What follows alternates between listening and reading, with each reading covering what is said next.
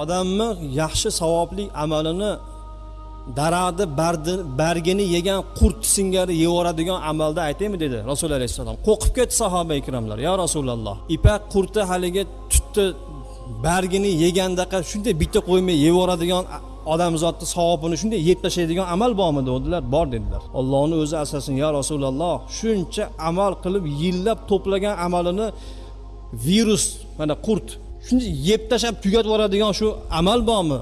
Bitta amal bor, bitta qurt dedi. Hammasini yeb yuboradi. Boshqa amal emas, bitta amal bor dedi.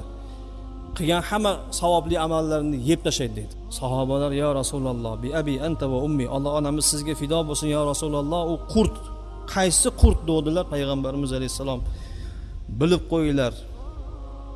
Insonni amalini qurt singari yeb tugatib yuboradigan narsa hasad dedilar. Al-hasadu ta'kulul hasanat kama ta'kulu dudatul waraq dedilar. Ana hasad insonni hamma hasanat qilgan savobli yaxshi amallarni xuddi qurt bargni yeb tugatgandek yeb tashlaydi dedilar. Katta daraxtni ko'rgansizlar-a? Daraxtning ichiga qurt tushib ichidan yeb ketadi. Men Samarqandda ko'rganman shuni. Samarqandda xotiranglarga kelsin. Samarqandda Imom Buxoriy buvamizni o'sha majmualaridagi ustullar taxtadan edi, gullik naqsh qilib turib o'yib taxtadan qilgan ustullar. Hamma ustullarni olib hozir mramor qilib qo'ydi. Nimaga bunaqa qilib shunday millionlik narsani kesib mramor qilib tepasiga taxta qolib bu yog'ini qilib yuboryapti deb ustalardan so'rasam, termit degan qurt tushgan ekan ichiga. Eshonbuva der ekan ular domlani. Eshonbuva dedi, ha desam, ko'rsataymi dedi.